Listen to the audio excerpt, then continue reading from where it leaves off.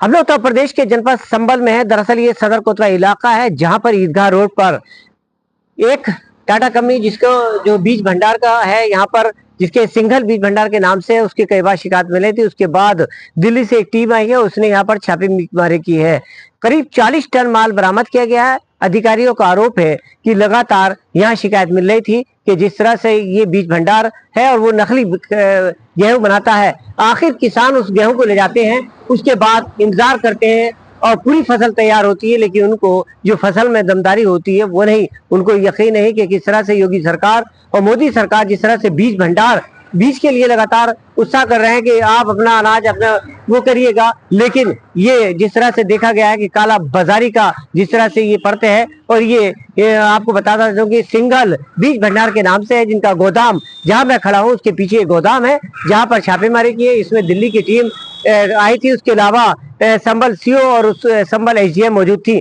संभल SDM ने बताया है कि जिस तरह से जो शिकायत मिल रही थी उसके बाद लगातार बताया गया कि काफी बीज भंडार में जो नकली बीज है 400 टन माल बरामद किया गया है। अब देख रहे हैं कि जांच टीम तैयार है, लेकिन लगातार किसानों को लगातार नुकसान हो रहा था और किसान लगातार उस फसल के नुकसान के बीच में हो रहे थे। अब शिकायत बनने के बाद छापेमारी की गई है, काफी माल बरामद है, गोदाम को सील किया गया है। आगे देख रहे हैं कि किस तरह से अब इन पर कार्रवाई होती है और कौन सलाखों के पीछे जाता है। लेकिन काला बाजारी का जो पर्दाफाश आज किया है संभल में किसानों में, एक तरह से देखने का है किसानों में जिस तरह से नुकसान था और आसपास पूरे जनपद में जिस तरह से काला बाजार में इसका यहाँ बेचा जा रहा था।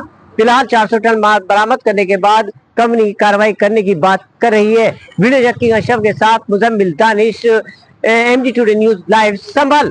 बरामद हुआ है कि ये कंपनी का, आपकी कंपनी का डुप्लीकेट बनाया गया है सर। बिल्कुल, ये हमारी कंपनी का जो ब्रांड है श्रीराम सुपर 303, ये बिल्कुल उससे मिलता जुलता नकली माल है। अच्छा। जिसमें बाजार से खरीद कर गेहूं भरकर बेचा जा रहा है। जी जी जी, ये लंबे समय से शिकायतें मिल रही थी क्या? ये बिल्कुल हमें इधर ही शिकायत मिली कि इस जिला में, संभल जिला में, ये हमारे राजू सिंघल जी हैं, ये इस कार्य में लगे हुए हैं। और ये आज भी सुबह में खबर मिली कि इनके गोडाउन पर, इस गोडाउन पर जिन्होंने शायद नया बनाया है, इनके यहाँ पर एक ट्रक फुल लोड माल आया है।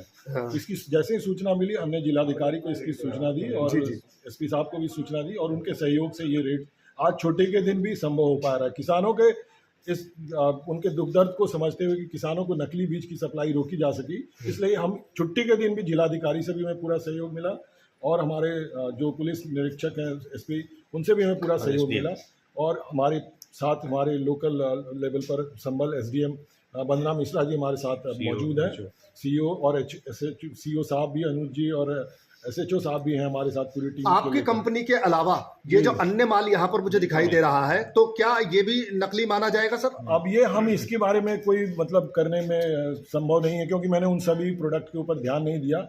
ऐसे जैसे जहाँ पर भी मैन्युफैक्चरर का नाम नहीं आता है, जैसे जी सर हमने बताया, जिस तरह से कि सीड्स एक्ट की भी एक सीड्स के लॉ को गवर्न करने के लिए सीड्स एक्ट है, और इसी तरह से जो चीज़ें पैकेटों में भरकर बेची जाती है उसके लिए भी एक लीगल मेट्रोलॉजी एक्ट है। तो उसकी एक अत्यंत महत्वपूर्ण जो उसकी रिक्वायरमेंट है, मैंडेटरी रिक्वायरमेंट है, जिसको कोई टाल नहीं सकता है, वो ये है कि हर एक जगह पर मैन्युफैक्चरर या प्रोड्यूसर का नाम आना जरूरी है। तो और नाम आने का मतलब कंप्लीट पोस्टल एड्रेस। जितने भी नकली बीज भरे जा रहे हैं या दिखे गए हैं यहाँ पर, उस पर इनका जो मैन्युफैक्चरर का नाम आ रहा है वो पूरा नहीं है। ये एक ट्रक में कितना माल होगा सर?